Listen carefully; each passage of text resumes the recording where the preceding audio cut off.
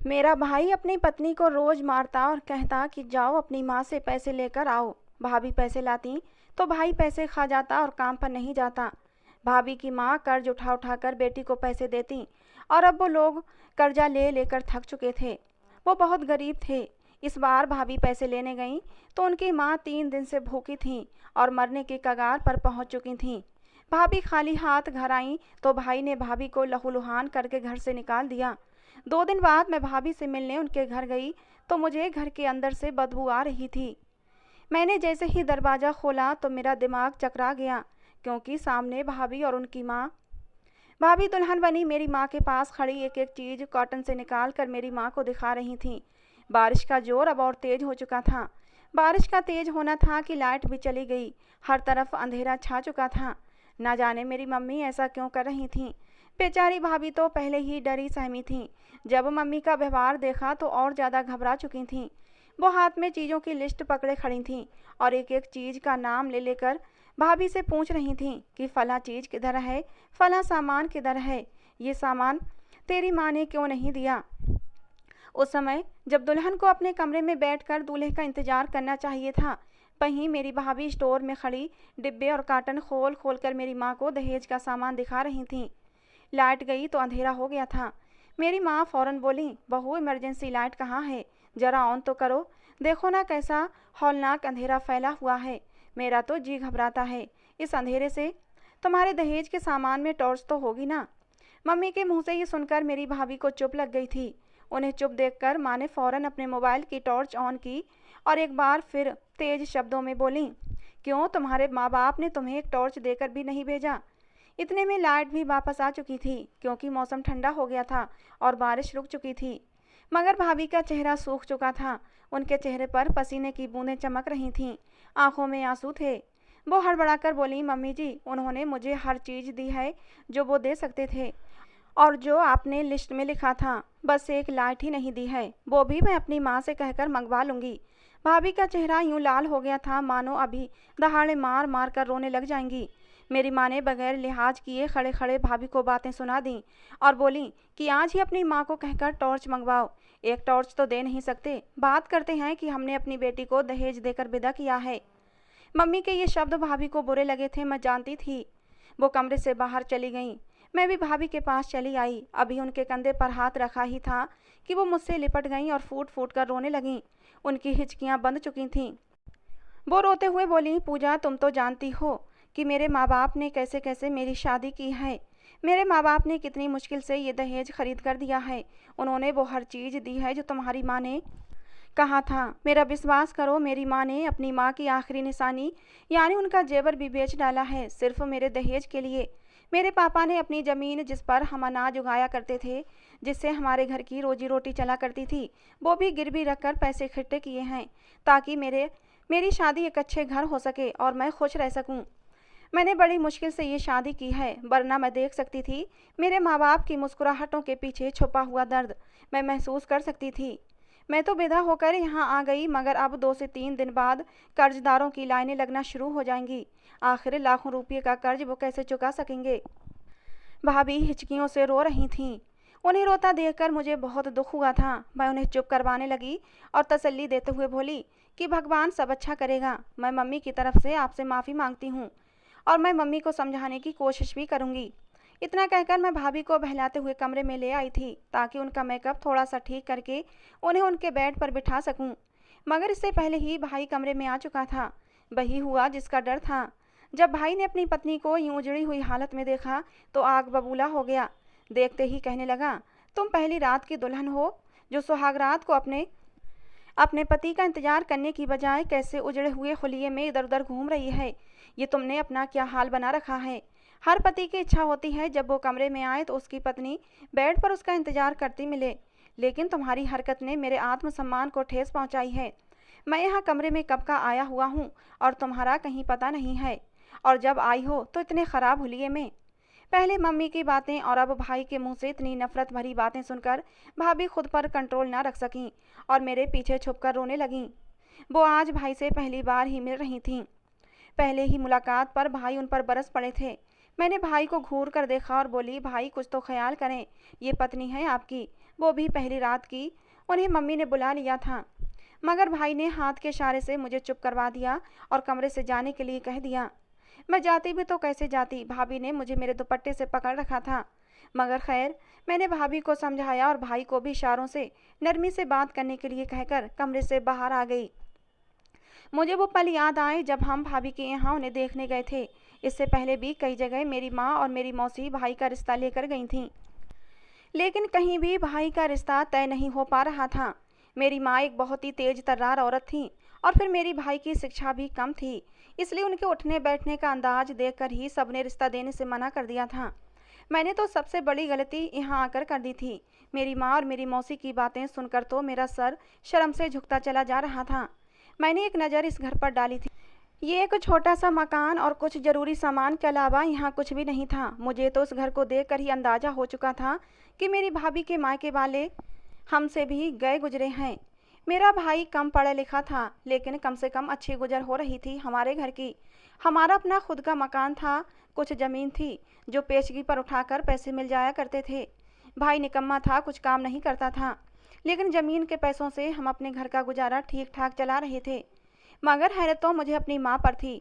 उन्होंने तो पूरे गांव में ऐलान कर रखा था कि बहू लाऊंगी तो ऐसे घर से जो ट्रक भरकर दहेज लाएगी। गांव की औरतें जल भुनकर राख हो जाएंगी जब मेरी बहू का दहेज देखेंगी। जिस रोज़ हम भाभी को देखने गए थे तब मेरी भाभी नेहा हमारे लिए चाय बनाकर लाई थी। मैंने मुस्कुराकर उनके हाथ से चाय का कप ले लिया था।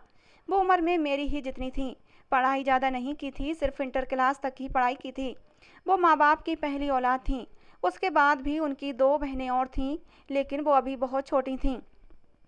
मुझे तो मेरी भाभी बहुत पसंद आई थी, बहुत ही खूबसूरत और बहुत ही मीठे शब्दों में बात करने वाली लड़की जो मेरे दिल को भा गई थी।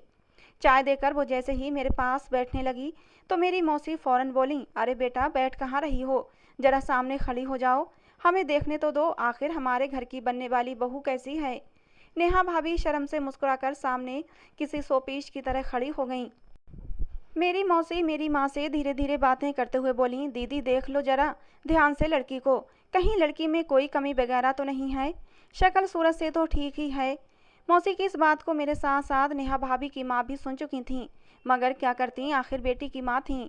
मौसी बार बार नेहा भाभी को घुमा फिराकर और कभी चलाकर ऐसे देख रही थीं मानो वो दुकान पर रखा कोई सामान हो जिसे उठा उठाकर इधर से उधर देखा जाता है।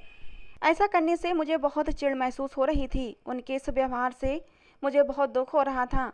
लड़की को हर तरफ से देखने के बाद मेरी माँ ने रिश्ते के लिए हाँ कर दी और फिर कुछ ही दिनों में शादी की तैयारियां शुरू हो गईं। मगर हैरत तो मुझे मम्मी और मौसी पर तब हुई थी जिन्होंने मिलकर दहेज की एक लंबी चौड़ी लिस्ट तैयार की थी, जिसे देखकर मैं चकरा कर रह गई थी। हर उस चीज़ की मांग की गई थी जो आज तक हमने अपने घर में भी नहीं देखी थी। मुझे तो भाभी के घर वालों की चिंता सताने लगी थी। मम्मी को समझाने की बहुत कोशिश की, मगर वो तो मुझे झिड़क कर चुप करवा दिया करती थीं। उनका कहना था कि ऐसा करने से लड़की वाले पूरी ज़िंदगी हमारे नीचे दबकर रहते हैं। खैर, मैंने अपने भाई की शादी में खूब मौज मस्ती की थी, मगर शादी की राह थी बेचारी भाभी को मम्मी और भाई ने आड़े हाथों ले लिया था। 2 दिन बाद से ही मम्मी ने भाभी पर पूरे घर की जिम्मेदारियां डाल दी थीं। वो अच्छी बहू की तरह पूरे घर के काम करती रहती। भाई के बोलने का अंदाज बहुत ही बुरा होता था। वो इस कदर अजीब गवार अंदाज में बोलते कि मुझे खुद बुरा लगता था। भाभी ने धीरे धीरे पूरे घर की जिम्मेदारियां संभाल ली थीं। शादी के 1 हफ्ते बाद भाभी की माँ और उसकी बहनें मिलने के लिए हमारे घर आईं तो माँ का चेहरा उतर गया।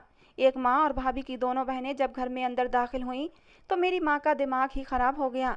वो फ़ौरन तेज आवाज़ में बोली, क्या ये कोई अस्तबल है जब जिसका मुंह होता है मुंह उठाकर चला आ रहा है। बेटी का ससुराल है, कोई पिकनिक पॉइंट नहीं जो सब मुंह उठाकर चले आ रहे हो। मैं तो शर्म से ज़मीन में धंसने लगी थी। बस कोई जगह न मिली जहां अपना मुंह छुपा सकूं। भाभी जो खुशी से अपनी माँ बहनों से मिलने जा रही थीं एकदम से रुक गईं। चेहरा एकदम सफ़ेद पड़ चुका था। वहीं भाभी की माँ के चेहरे पर शर्मिंदगी थी और वो हड़बड़ाकर कहने लगीं, बहन जी वो बस बच्चियाँ अपनी बहन को याद कर रही थीं, इसलिए हम सब मिलने चले आए। वो इतना ही बोल पाई थीं कि उनके चेहरे पर मौजूद खुशी तो जैसे फीकी पड़ गई थी। बेचारी मुजरिमों की तरह मेरी माँ के सामने खड़ी थीं। मेरी माँ ने अपने मुंह में पानी लेकर कुल्ला किया और फिर बोली, बेटी को ब्याहे अभी हफ्ता भी नहीं गुजरा और याद भी सताने लगी। वहीं भिजवा दूंगी, रख लेना अपनी बच्ची को अपने पल्लू में बांध कर। मेरी माँ इतना कहकर तंज करते हुए कमरे से चली गई थीं, मगर जाने से पहले मुझसे कहने लगीं, चीनी और दूध फालतू नहीं है, खबरदार जो इन्हें चाय नाश्ता पेश किया तो सादे पानी पर ही इन्हें चलता कर देना। ये शब्द वहाँ मौजूद सभी लोगों ने सुन लिए थे। मेरी माँ ने झोलियाँ भर भर कर बेइज्जती कर दी थी। वो लोग मुश्किल से 10-15 मिनट ही रुके थे। अपनी बेटी से मिले, हाल हवाल तो उसका देख ही चुके थे और फिर वापस बगैर कुछ खाए पिए चले गए।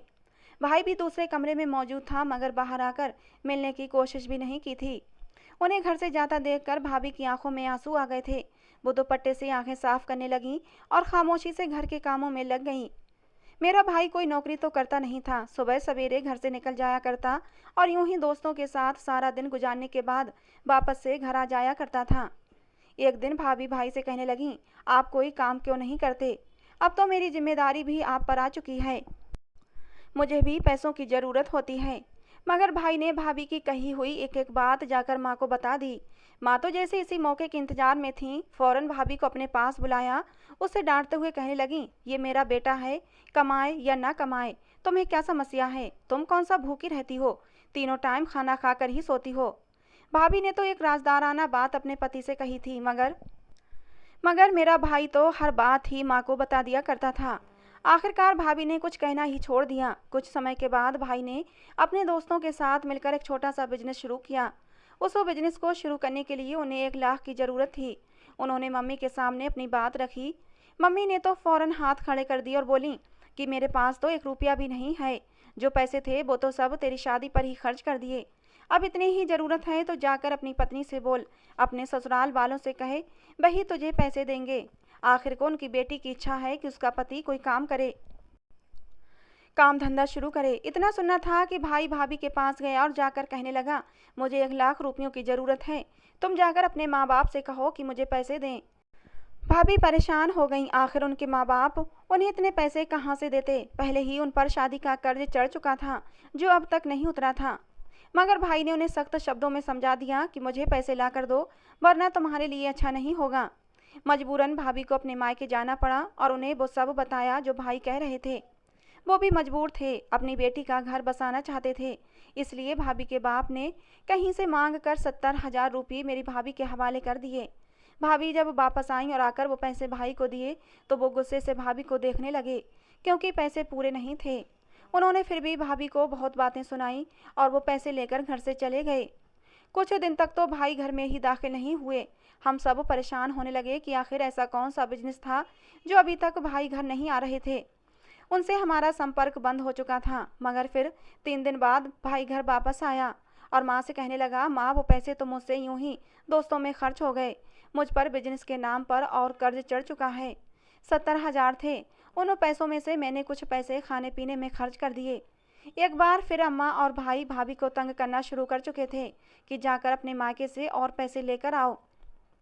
भाभी की आंखों में आंसू आ गए। कहने लगी, अब मेरे माँ बाप के पास और पैसे नहीं हैं, यही पैसे उन्होंने कर्ज लेकर दिए थे।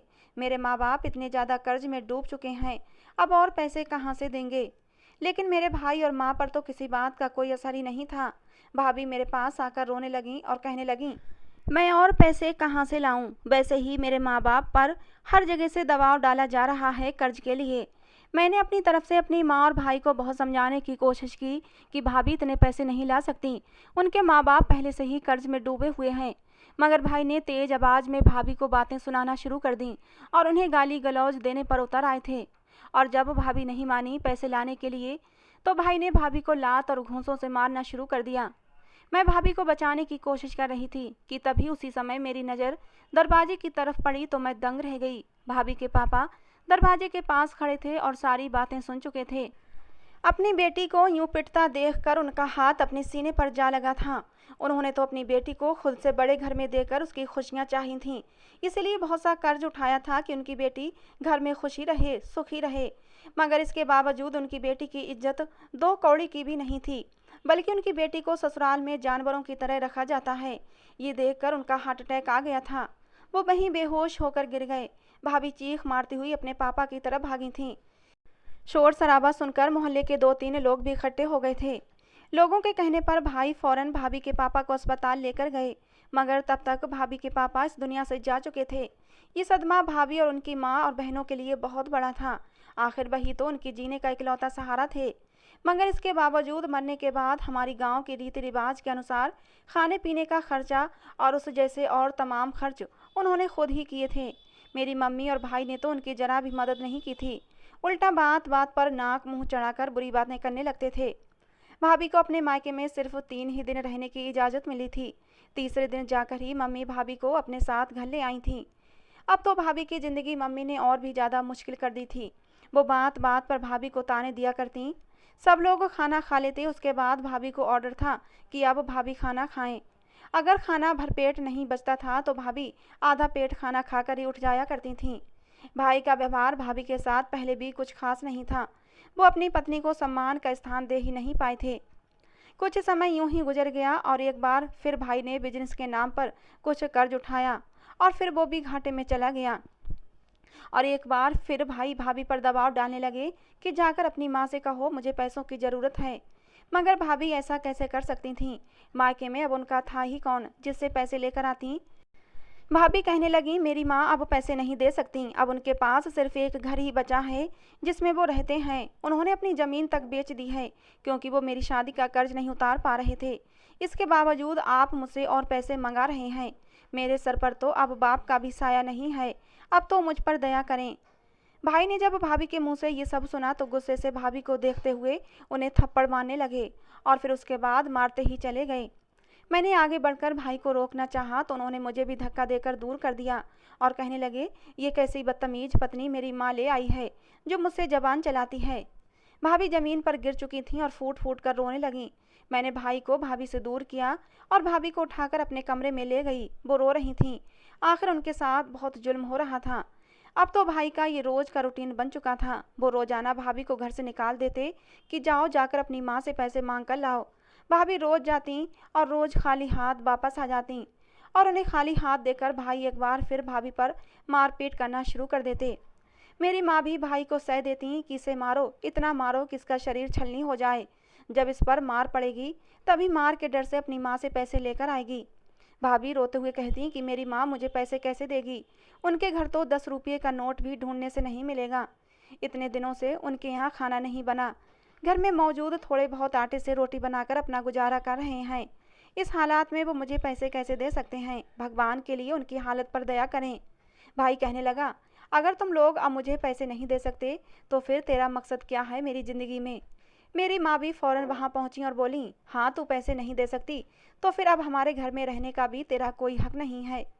इतना कहना था कि भाई ने भाभी को धक्के देकर घर से निकाल दिया और कहा अब तुम मेरी ज़िंदगी से निकल जाओ।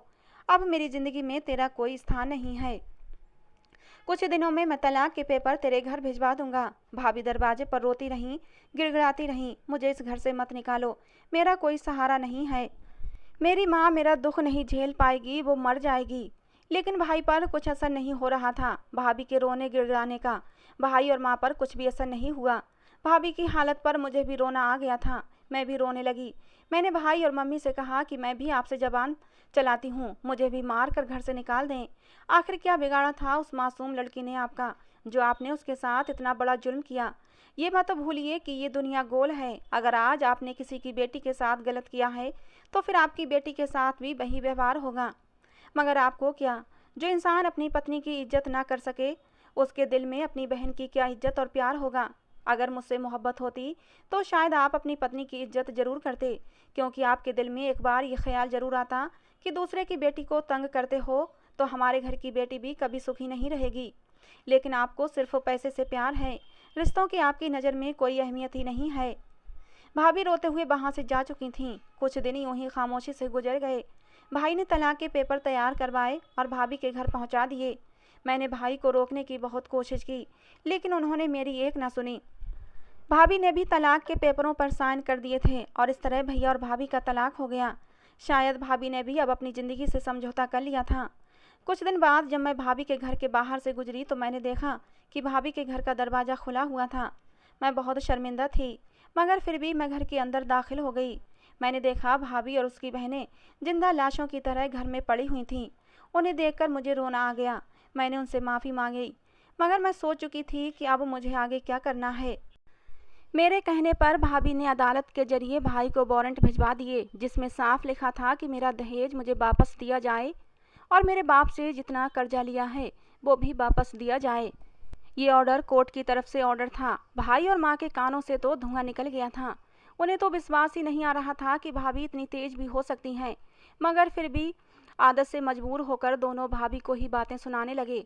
मगर क्योंकि कोर्ट का ऑर्डर था इसलिए उन लोगों को मानना पड़ा। लेकिन अब भाई और माँ के सामने एक नई मुसीबत खड़ी थी। भाभी के दहेज का जितना भी बड़ा बड़ा सामान था वो भाई ने सारा बेचकर अपनी अय्याशियों में उड़ा दिया था। कुछ काम धंधा तो करता नहीं था, घर में खाली पड़ा रहता था। पैसों की ज़रूरत होती तो घर से सामान ले जाकर बेच देता। और जब कोर्ट की तरफ से दहेज वापस करने का ऑर्डर आया तो भाई के हाथ के तोते उड़ चुके थे। लेकिन कोर्ट का ऑर्डर था तो मानना तो ज़रूरी था। किसी न किसी तरह भाभी के दहेज का सारा सामान और कर्ज की सूरत में लिए गए पैसे सब कुछ उन्होंने भाभी को कोर्ट के जरिए वापस करना पड़ा। मैं खुश थी, मगर ये सब कुछ करने के बाद मेरी माँ को अपना मकान बेचकर किराए के मकान में शिफ्ट होना पड़ा था।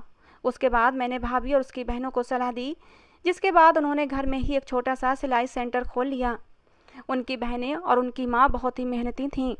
वो लोगों के कपड़े सिलाई करने के साथ साथ लोगों को कपड़े सिलाई करना सिखाती ही थीं और अपना अच्छा गुजर बसर करने लगीं।